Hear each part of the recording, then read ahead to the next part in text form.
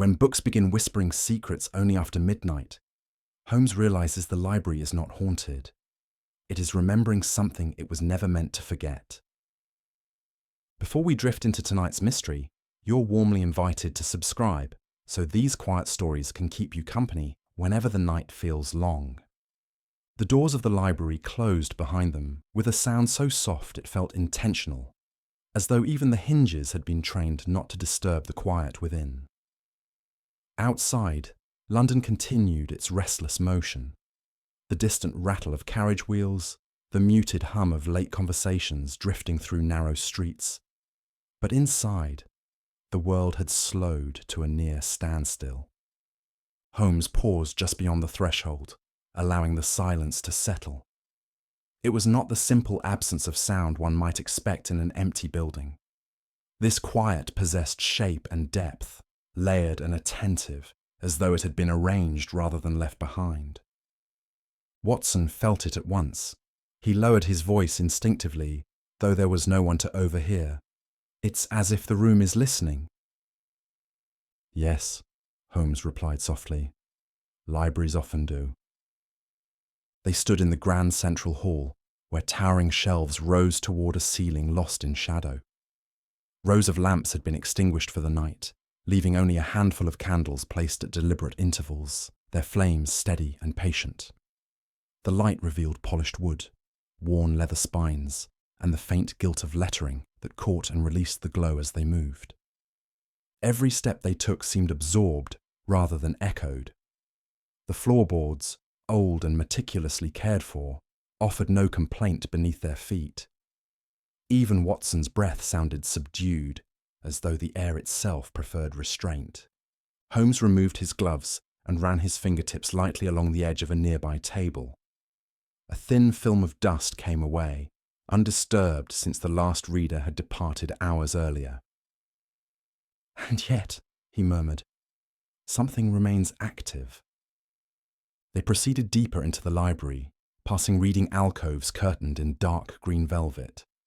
Chairs sat precisely where they had been left, angled toward desks as though readers had simply stood and forgotten to return.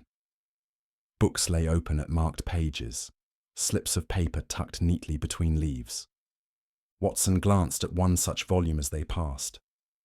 The page number was odd, neither the beginning nor the end of a chapter. It felt intentional. "Are you certain no one is here?" Watson asked. "Quite," Holmes replied, "but presence does not always require occupancy." They reached the far end of the hall, where a narrow staircase curved upward to a gallery above. Holmes stopped, listening. There was no sound of movement, no whisper of pages turning, yet something in the stillness suggested anticipation rather than abandonment. Watson became aware of a subtle difference in the air, cooler near the shelves, warmer in the open spaces between them. Candlelight flickered slightly as they passed, responding not to wind, but to the displacement of bodies moving slowly through a space unused to such disturbance at this hour. Holmes's gaze settled on a particular shelf. He approached it with quiet certainty and examined the titles arranged there. They appeared ordinary enough: histories, atlases, philosophical treatises. Yet one volume sat just slightly forward, its spine aligned imperfectly with the rest. He touched it, then paused. "This book," Holmes said gently, "was not here earlier today." Watson blinked. "You're certain?" "Completely. I consulted its neighbour this afternoon." Holmes did not remove the volume.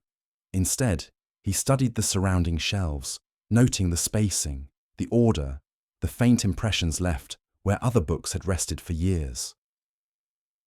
"This library," he continued, "operates on memory.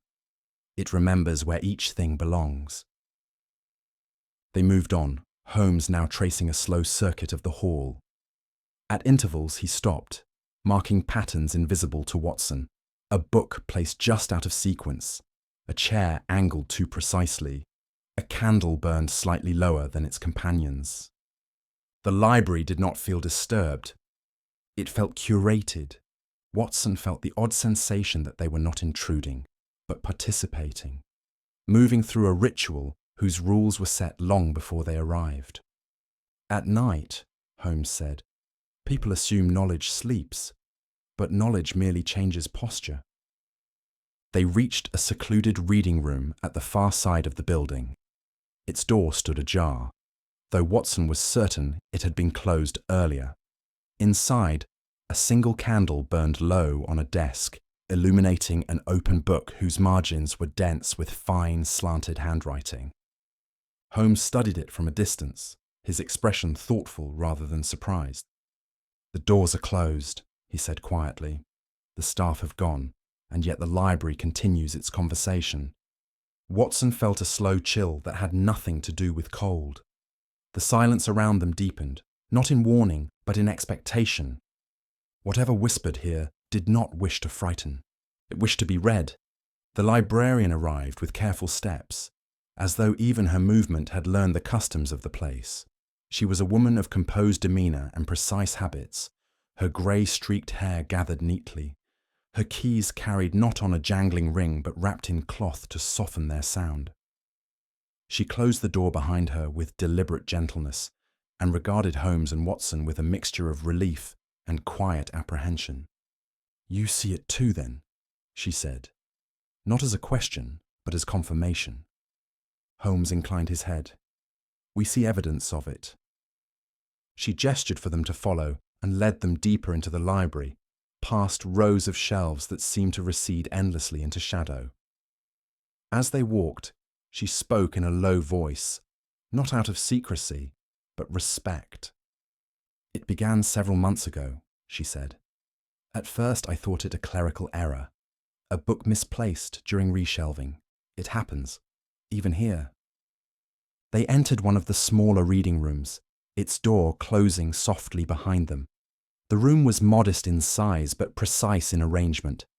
A single long table, 4 high-backed chairs, shelves lining the walls, each volume catalogued and accounted for, or so it had been. She approached a shelf and rested her fingers against an empty space. "This," she said, "was empty when I locked the room last night." Holmes examined the shelf closely. The dust was undisturbed except for the faint outline of a recently removed book. The impression was clear, unmistakable. "And this morning?" Holmes asked. She crossed to the table and indicated a volume resting neatly at its centre. "That was here when I arrived, alone, opened to a marked page." Watson stepped closer, careful not to touch. "And no sign of entry." "The doors were locked," she said. "The windows sealed. The keys never leave my possession." Holmes did not look surprised. Instead, he studied the book's placement, not hastily set down, but aligned with the table's edge, positioned to catch the candlelight at a specific angle. "How often does this occur?" he asked. "Not every night," she replied, "but regularly, always after closing, always resolved by morning." "And the books?" Watson asked. "Are they random?" She hesitated. "No, that is what troubles me most." She led them to another room, then another. In each she pointed out the same phenomenon. A book that had not been there the night before, left in full view, never hidden. Some bore bookmarks, others lay open, their pages weighted carefully, as though someone had stepped away with the intention of returning. "They are always returned to their proper shelves before the public arrives," she continued. "Always in perfect condition. No pages bent, no bindings strained." Holmes's eyes sharpened. "Someone respects the collection." "Deeply," she agreed. "That is why I waited before seeking help. This is not vandalism. It feels reverent." Watson glanced around the silent room. "Have you told anyone else?" "No," she said quietly.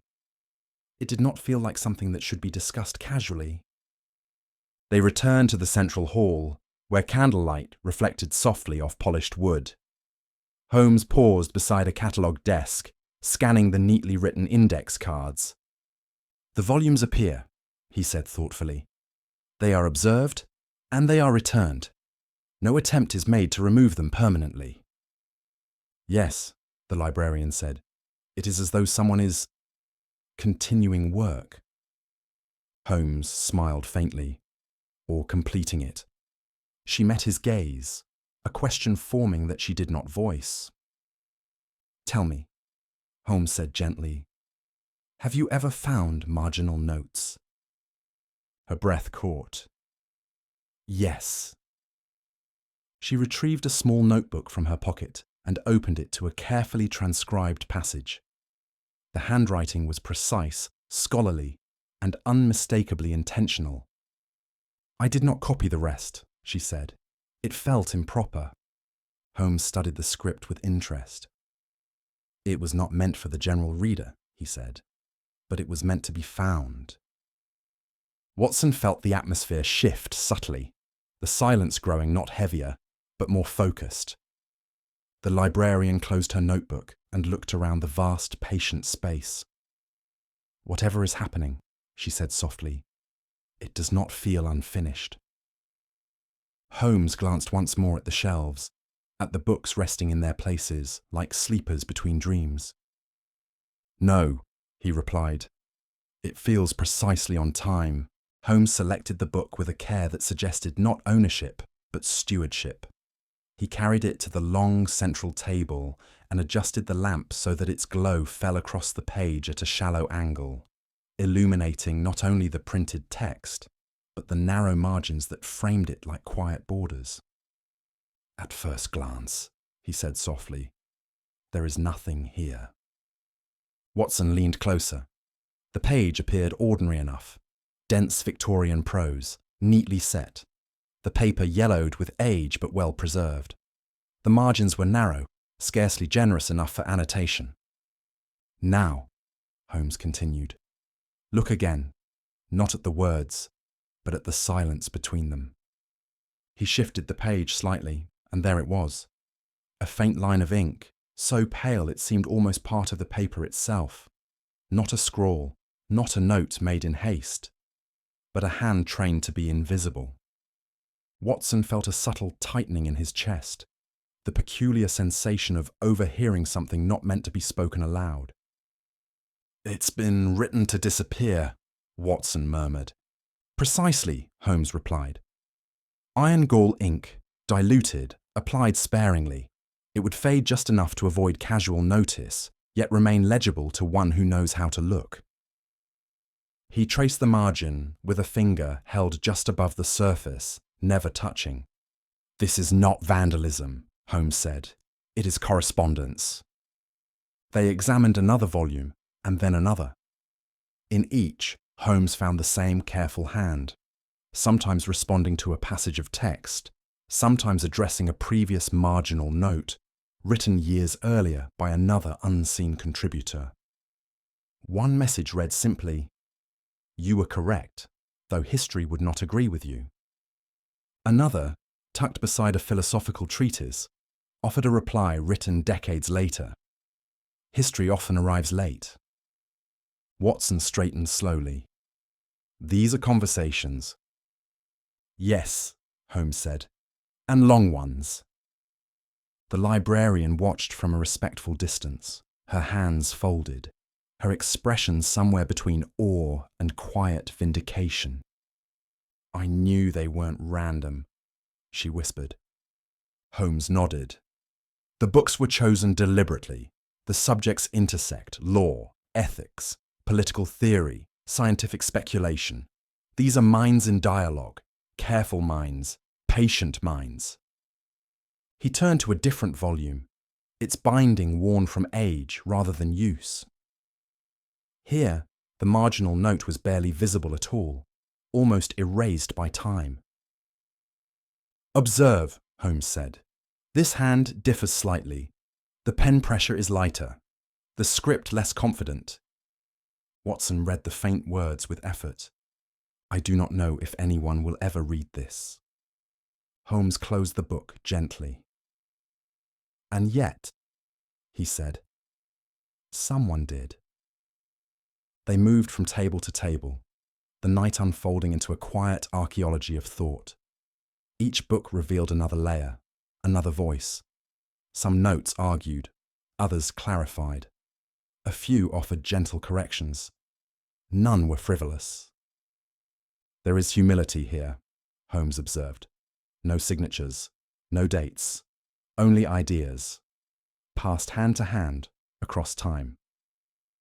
Watson felt the weight of it then, not the mystery of intrusion, but the intimacy of it. Strangers separated by decades, perhaps lifetimes, speaking softly to one another through borrowed margins. "Why hide it?" Watson asked. "Why not publish?" Holmes smiled faintly. "Because publication demands certainty. This demands patience." He paused at one particular book and studied it longer than the rest. The note here was newer, the ink darker. The silence still holds. Continue. Holmes closed the volume and looked around the vast room, the shelves standing like sentinels. "The person who places these books," he said, "is not beginning the conversation, nor are they ending it. They're keeping it alive," the librarian said. "Yes," Holmes replied, "by ensuring the dialogue remains uninterrupted." Watson exhaled slowly. The library's silence no longer empty, but layered, filled with unseen voices resting between pages, waiting. Holmes extinguished one of the lamps, not from necessity, but courtesy. "Some messages," he said quietly, "are meant to be discovered only by those willing to listen gently." And in the hush that followed, the margin seemed almost to breathe. Holmes requested the library's catalogue with the same calm inevitability with which he might ask for a chair or a glass of water, as though its presence were already assumed. The librarian returned moments later, carrying a thick ledger bound in cracked leather, its spine softened by decades of use. She placed it gently on the table, as one might set down something that still remembered the weight of hands long gone. The lamps had been lowered now, their flames trimmed until they burned steadily without flicker. Candlelight and lamplight mingled, creating pools of amber across the long tables, while leaving the upper galleries in thoughtful shadow. It was a light well suited to reflection, to classification, to the quiet work of minds unhurried by the day. Holmes opened the ledger and inhaled faintly. Dust, ink, and old paper, scents that spoke not of neglect, but of continuity. "Classification," he said, almost to himself, "is never neutral." Watson took a seat opposite him, watching as Holmes's long fingers moved across the pages with practiced ease. The catalogue was meticulous. Dates, acquisitions, donor names, shelf locations updated in a steady, uniform hand that spoke of institutional pride. And yet, Holmes's attention lingered not on what was present, but on what repeated. "These volumes," Holmes said quietly, turning the ledger so Watson could see, "all share something beyond subject matter." Watson leaned forward. "They aren't shelved together." "No," Holmes agreed, "which is precisely the point." He began listing titles softly, not aloud in full, but by subject and classification. Philosophy placed adjacent to maritime law. Astronomy shelved near early industrial engineering. A volume on classical rhetoric positioned one aisle away from a treatise on parliamentary reform. To the casual observer, Holmes continued, this appears arbitrary, but observe the distances, always within two aisles, always reachable without crossing a central thoroughfare. Watson frowned slightly, as if someone wished to move between them unnoticed. Or wished the books themselves to be found in sequence, Holmes replied. Not by walking directly, but by wandering. He rose and paced slowly, counting his steps, measuring the space between shelves with an eye trained by habit. He paused beneath one hanging lamp, its light revealing dust motes drifting like slow snowfall. The catalogue does not merely record the library, Holmes said. "It reveals how someone understands it." They moved together through the stacks, Holmes consulting the ledger, Watson noting how each book corresponded to its neighbours. The pattern emerged gradually, like a melody heard beneath ambient noise. Themes echoed rather than repeated. Ideas responded rather than agreed. "Look here," Holmes said, stopping beside a shelf of historical atlases. He pulled down a slim volume and opened it to a marked page. In the margin, barely visible, was a note responding to an argument made in a book housed 2 rooms away. "They are not placed randomly," Watson said slowly. "They are positioned to encourage discovery." "Yes," Holmes replied. "The catalogue becomes a map, the library a conversation." They returned to the table, and Holmes made several notations on a scrap of paper, arranging subjects into loose clusters. Ethics beside governance, science beside responsibility, progress always paired with consequence. "These messages," Watson said, "they aren't meant for everyone." "No," Holmes agreed. "They are meant for readers who linger." The librarian approached quietly, her presence announced only by the faint rustle of her skirts. "I always thought," she said hesitantly, "that the catalogue felt guided, as though it had a personality." Holmes looked up, his expression gentle. "It does. Or rather, it has been treated as though it should." He closed the ledger and rested his hand upon it, not possessively, but with something like respect. "Someone has been using the library's own order as camouflage," he said. "Not to hide disorder, but to preserve continuity. This is not mischief. It is maintenance." Watson considered this, the notion settling over him like the steady warmth of the lamps. "They're caretakers," he said, "of ideas." Holmes smiled faintly. "Of dialogue." The candles burned lower. Somewhere deep in the building, the timbers shifted with the quiet sounds of age. And within that stillness, the catalogue lay open, no longer merely a record of books, but a testament to how thought could move unseen, patient, deliberate, and alive, so long as someone remembered where to place the light. The name appeared not with drama, but with the quiet insistence of something long overlooked, finally deciding to be seen. Holmes found it in the accession ledger, 3 pages after a change in handwriting that Watson had already noticed, but not yet understood. The script shifted subtly, less ornamental, more precise. The loops tightened, margins grew cleaner, dates aligned with almost mathematical consistency. Holmes paused, his finger resting lightly beside the entry. "Here," he said. Watson leaned closer. The name was written plainly, without honorific or flourish. No annotations followed it, no record of departure, retirement, or death. Just a sequence of years during which the library's catalogue grew more intricate, more intentional, more alive. "A librarian?" Watson asked. "Chief cataloguer," Holmes corrected. "And more than that." They traced the entries together. During those years, acquisitions increased, but not in volume, rather in precision. Donations that might once have been declined were accepted and placed carefully. Older books were reclassified, not reshelved at random, but repositioned with subtlety, as though someone were rearranging thoughts rather than objects. "The messages begin here," Watson murmured, recognizing familiar titles from earlier discoveries. "Yes," Holmes said softly, "and they deepen here."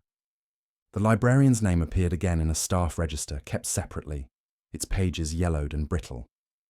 She had been employed for decades, her role evolving gradually, quietly.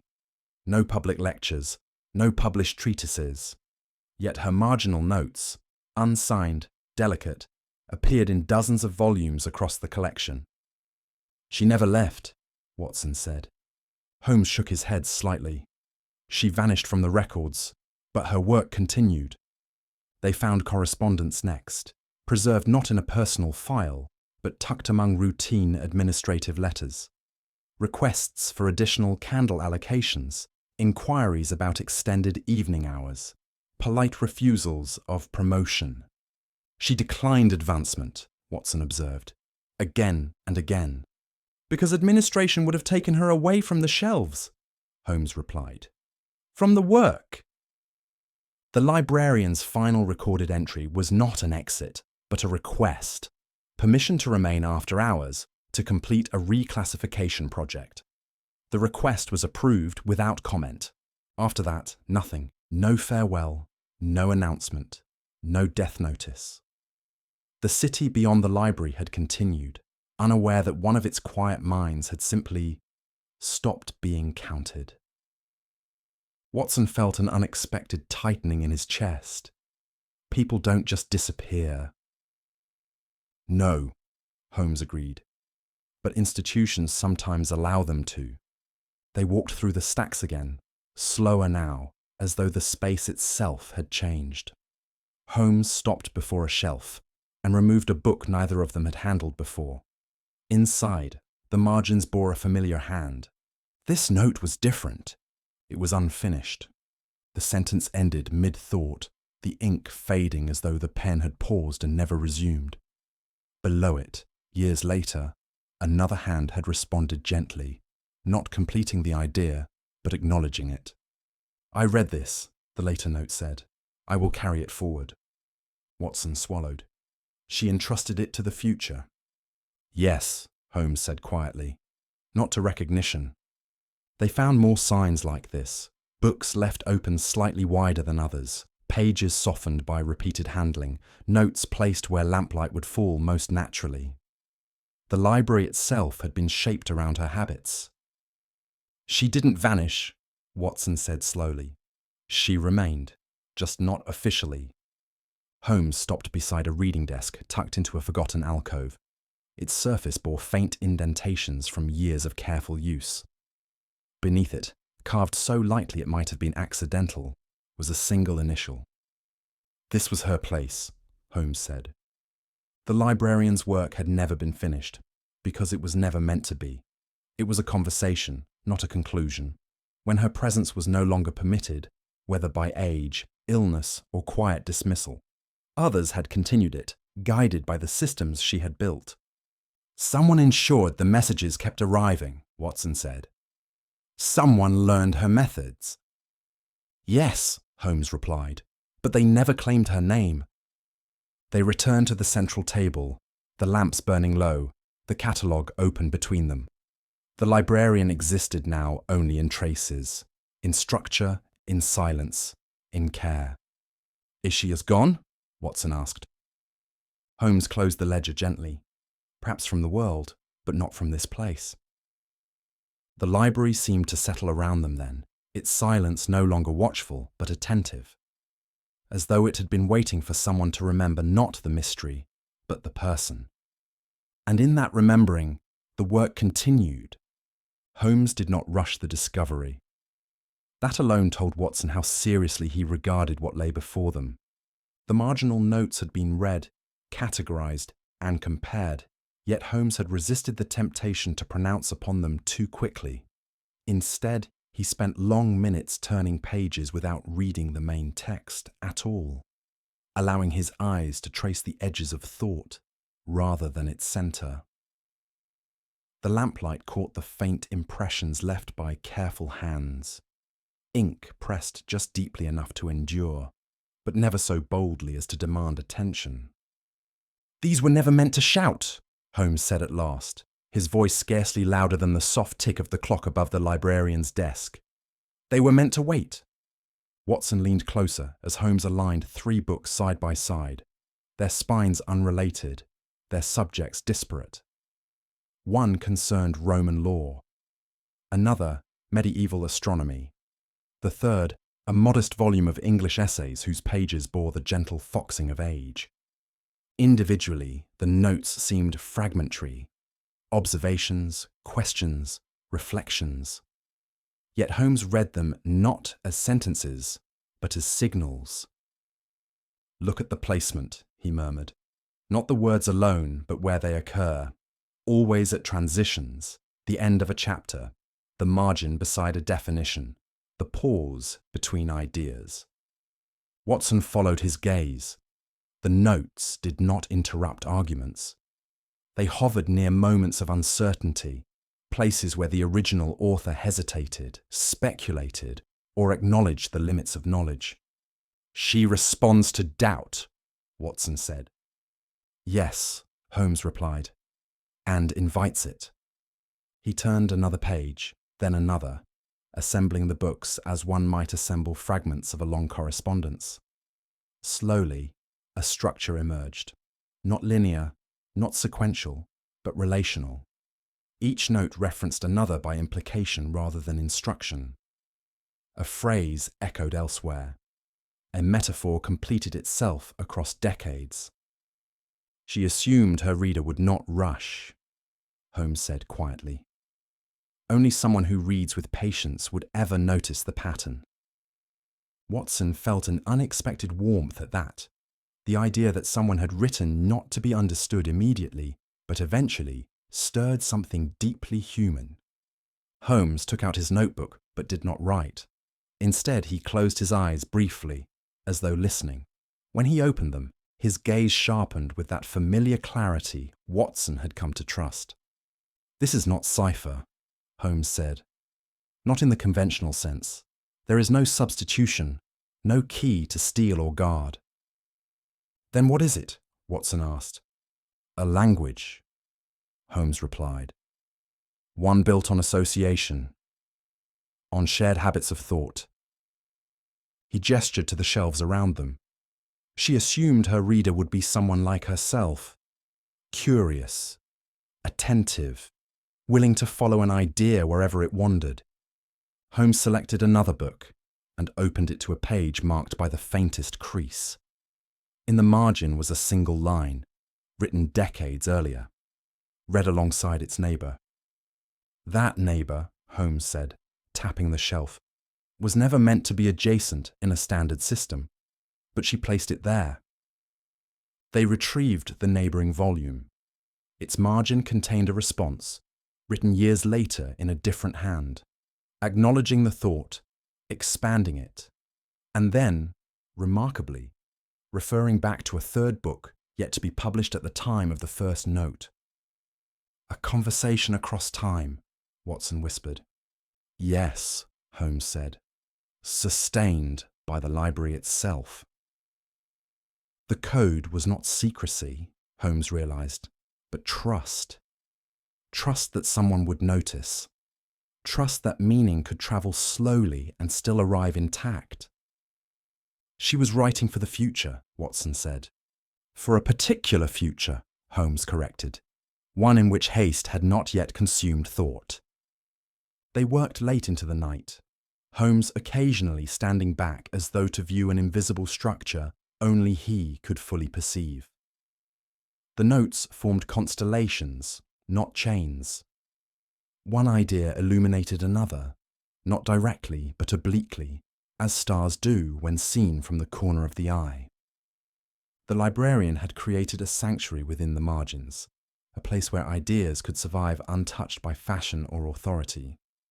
The code was not meant to conceal dangerous knowledge, but to preserve thoughtful dialogue in a world increasingly impatient with it.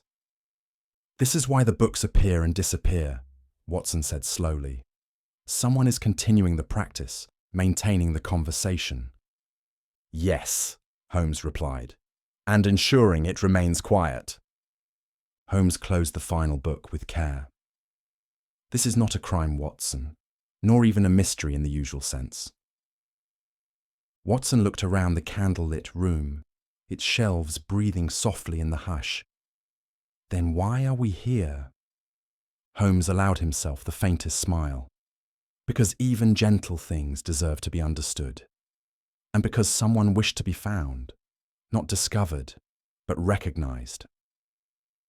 The library seemed to respond then, not with sound, but with a deepening calm. The margins had spoken, softly and patiently, exactly as they were meant to. And Holmes, who understood the power of silence better than most, listened. Holmes became aware of the phenomenon not through sound, but through its absence. They had entered one of the smaller reading rooms shortly after midnight, a chamber seldom used even during the day. Its lamps were shaded, its long oak table polished to a dull glow by generations of careful hands. The shelves rose higher here, closer together, creating narrow aisles that felt less like corridors and more like thought made physical. Watson noticed first how still it felt. Not empty, never empty, but hushed in a way that seemed intentional. "It's quieter here," he murmured. Holmes did not answer immediately. He had paused just inside the doorway, his head tilted slightly, as though listening not to what could be heard, but to how sound behaved. He took a step forward, then another. When Watson followed, the soft scuff of his boot did not echo as expected. Instead, it seemed to slide away, dissolving into the shelves. "Curious," Holmes said at last. They spoke little as they moved deeper into the room. Holmes brushed his fingers lightly along the spines of books, then stopped beside a shelf and spoke barely above breath. "Watson." The sound reached Watson's ear not from Holmes's direction, but from behind him, slipping between the shelves like a memory surfacing unbidden. Watson turned sharply. "Holmes?" Holmes was smiling faintly. "Again," he said. This time Holmes whispered a single word, indistinct, gentle, and Watson heard it clearly, though it seemed to come from the far end of the room, as if the books themselves had exhaled. Watson lowered his voice instinctively. "How is that possible?" "Architecture," Holmes replied, "and patience." He explained slowly, as though unwilling to disturb the balance of the room. The shelves were arranged not merely for storage, but for acoustics. Their angles were imperfect in a precise way. The ceiling curved almost imperceptibly. The wood, old, dry, and lovingly maintained, absorbed harsh sound while guiding softer frequencies along its grain. "A whisper," Holmes said, "travels more obediently than a shout." They tested it. Watson stood near the window while Holmes remained by the table. A murmur here arrived there intact, though altered, smoothed, softened, as if translated. "It feels like the room is listening," Watson said. Holmes nodded. "Or encouraging listening." They realized then why certain marginal notes referred to place as often as page, instructions not written outright, but implied. "Sit here. Read slowly. Speak gently." The illusion of speaking books was not superstition, but design. "Someone engineered this," Watson said. "Yes," Holmes replied, "but not recently." The librarian, her presence felt undeniable now, had understood sound as another medium of thought. In a world increasingly loud, she had created rooms where ideas could travel quietly, undisturbed by force or haste. Holmes moved toward a corner desk and leaned close to a shelf. When he spoke, the words travelled away from him, gliding through the narrow corridors of wood and paper. "They were never meant to be overheard accidentally," he said. "Only by those who stayed long enough." Watson felt a strange calm settle over him. The room did not feel haunted. It felt inhabited, by care, by intention. "They wanted privacy without secrecy," Watson said. "Precisely," Holmes replied. "A conversation protected not by locks, but by restraint." They discovered other rooms like it, some smaller, some grander. Each had its own character. One carried sound in slow curves. Another compressed it, as if insisting on brevity. Together, they formed an unseen network, a quiet infrastructure beneath the public order of the library. The books had never spoken, people had, and the rooms had learned to carry their voices with discretion.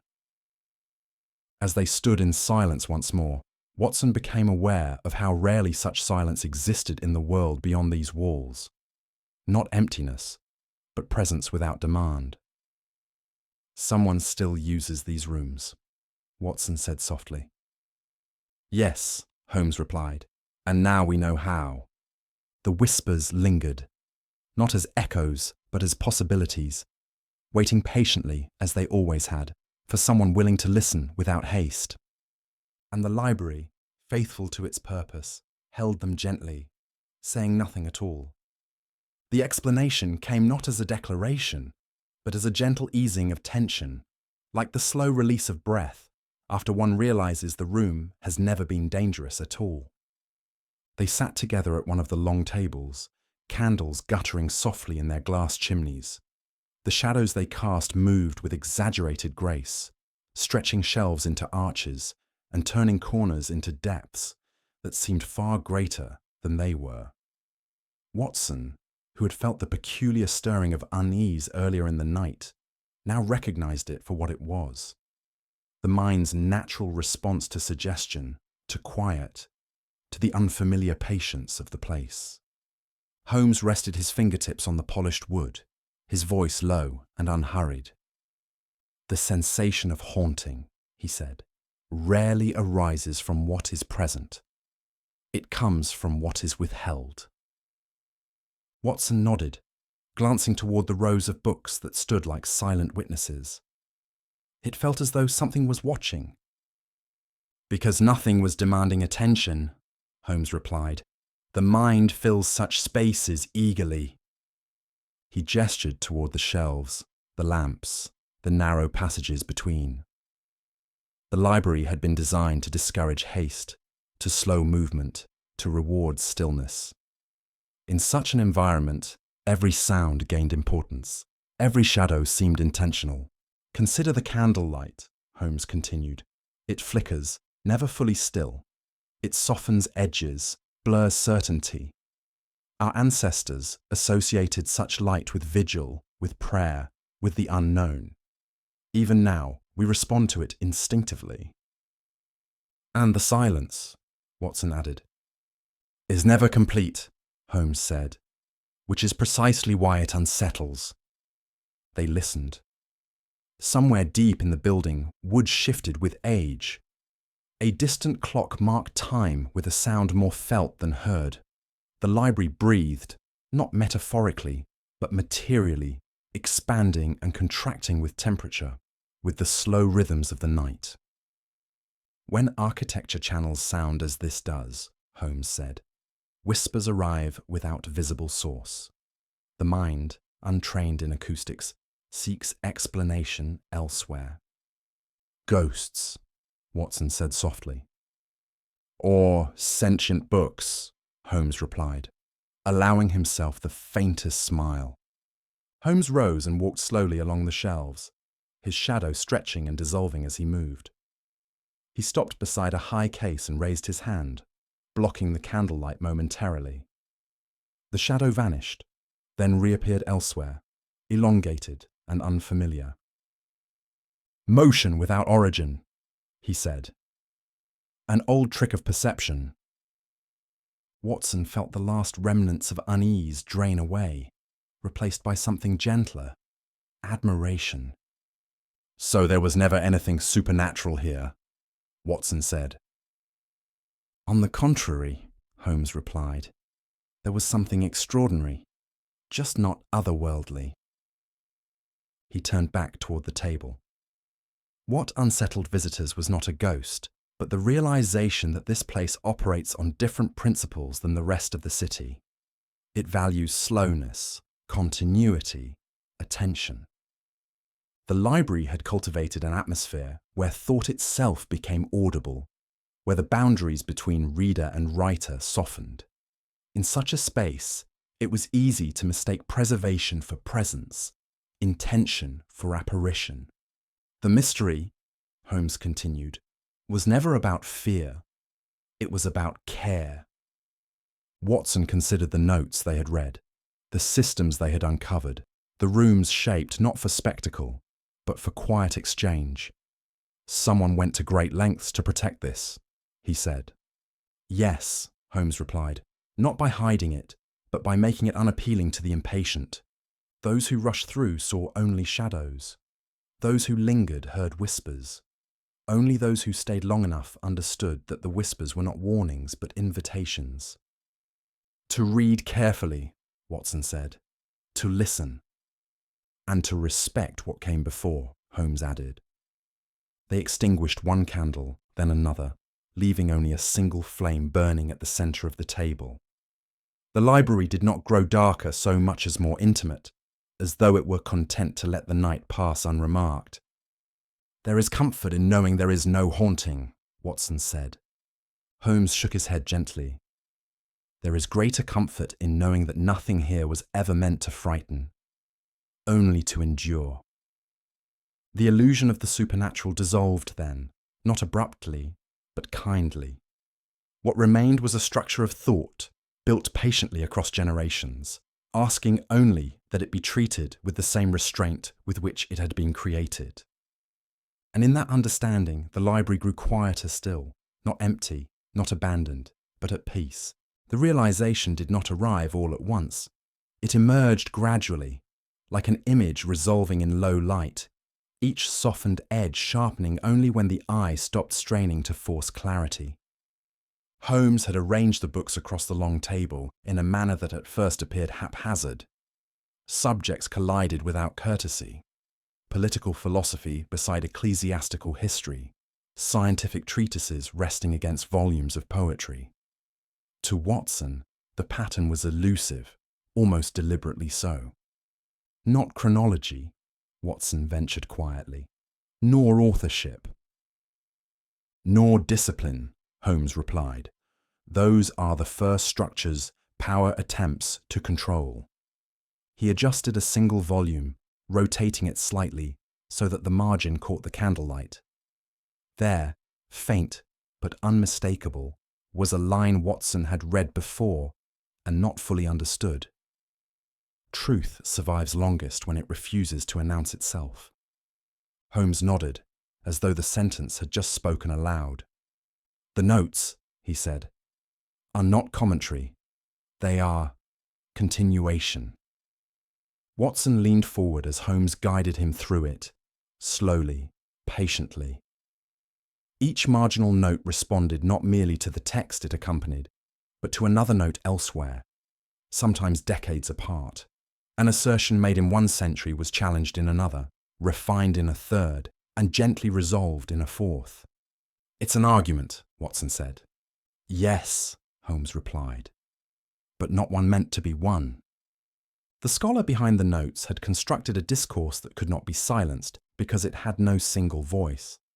It lived in fragments, dispersed so widely that removing one would accomplish nothing.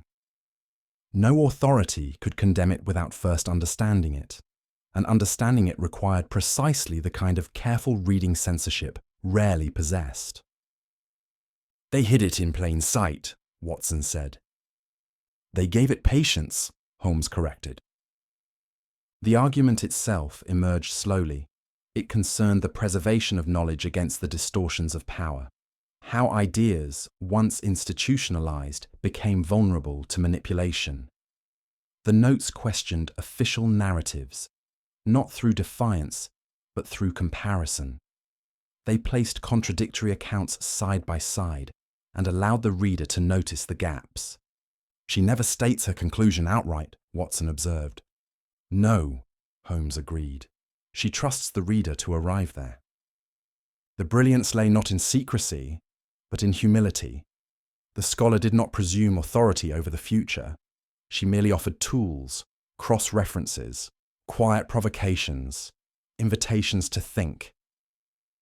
Watson felt a quiet awe settle over him. This could never be suppressed, he said, because it doesn't declare itself. Precisely, Holmes replied. It survives regimes, fashions, even neglect. They came upon the final cluster of notes near the end of a slim volume of classical rhetoric. The margin here was nearly full, the handwriting delicate but resolute. The last line was different from the others. less analytical, more personal. If you are reading this, then you have already done the work. Watson exhaled softly. A message to the future. To the right reader, Holmes said. The scholar had anticipated obscurity, misinterpretation, even disappearance. What she had not feared was time. Time, she understood, favoured those willing to move slowly. Around them, the library seemed to listen, not with expectation, but with recognition. The books were no longer simply vessels. They were participants in a long, quiet resistance against simplification. "This changes nothing," Watson said after a moment. Holmes smiled faintly. "It changes everything and demands nothing." There would be no public revelation, no announcement, no correction issued to the world. The argument would continue exactly as it always had, waiting, patient, intact. "What will you do?" Watson asked. "Nothing," Holmes replied, "and that is the greatest service I can render." They began to return the books to their shelves, carefully, respectfully, restoring the quiet order that had protected the message for so long. The candles burned lower, their light no longer dramatic, but companionable. As the final book slid back into place, Watson felt a curious sense of completion, not closure, but continuity. The message had been read, not finished. Somewhere in the library, the faintest creak of settling wood marked the passing of another moment. The argument endured, untroubled by having been understood. And Holmes, who had built his life on revelation, allowed this one to remain exactly where it belonged, unannounced, uncelebrated, and alive. The first light of morning did not enter the library all at once. It arrived cautiously, pale and unassuming, seeping through the high windows, as though reluctant to disturb what had passed during the night. The candles had burned low, their flames now little more than glowing embers, and the shadows they once cast had retreated into corners, no longer stretching or whispering, but resting. Holmes stood near the central table, watching the gradual change with an expression of calm attentiveness. Watson joined him, the fatigue of the night settling gently into his limbs, not as weariness, but as the deep satisfaction that follows sustained quiet. The library felt different now, not emptier, but settled, as though a long-held breath had finally been released. The whispers that had once seemed to travel along the shelves were gone, not abruptly, but naturally, like conversation concluding when all that needs to be said has been said. The reading rooms no longer carried sound with peculiar intimacy. Words spoken now behaved as words always had, remaining where they were uttered, fading without ceremony. "It's over," Watson said softly. Holmes nodded. "It has been for some time." They moved through the aisles together, returning chairs to their places, closing books left open during the night. Each action felt ceremonial without being solemn. The work had not demanded reverence, only respect. In the eastern wing, the windows glowed faintly with the promise of morning. The city beyond was stirring, carriages beginning to roll, voices returning to the streets. But here, the transition remained unhurried. "This place never needed guarding," Watson said. "Only understanding." "Yes," Holmes replied, "the greatest protections are often invisible." They paused in one of the whispering rooms. In daylight, it appeared entirely ordinary. The shelves stood straight. The angles revealed nothing of their former tricks. Without shadow and candlelight, the room surrendered its illusions willingly. "Do you think anyone will notice?" Watson asked. "Only those who always would have," Holmes said. They reached the main entrance as the sky brightened, the massive doors still closed, their brass handles cool to the touch. Holmes looked back once more, his gaze travelling slowly across the space, not in search of clues, but in acknowledgement. The librarian's work endured, not as mystery, but as function. The library would continue to serve readers who arrived with questions and patience. The notes would remain where they were, neither hidden nor announced, offering themselves only to those inclined to listen. Watson felt a surprising tenderness at the thought. "It feels kind," he said. Holmes smiled, just perceptibly. "Knowledge, when treated properly, often is." The final candle was extinguished. The faint curl of smoke rose, then vanished. With it went the last trace of the night's intimacy. When the doors were opened later that morning, nothing would seem amiss. The shelves would stand as they always had. The books would wait. No sign would remain of whispered conversations or careful revelations. And that was precisely as it should be. As they stepped outside, the city greeted them with familiar sounds, the ordinary rhythm of life resuming its course. Holmes adjusted his coat against the cool morning air, his expression serene. "Some mysteries," he said, "exist only to ensure continuity." Watson nodded, understanding at last. The library had never been a place of secrets. It was a place of trust. Behind them, the great building stood quietly, bathed now in daylight, its windows reflecting the sky without comment. Within its walls, knowledge slept, not hidden, not guarded, but ready. And with that, Holmes and Watson departed, leaving the library to its enduring purpose, to remember patiently, to speak only when invited, and to remain always awake in its silence.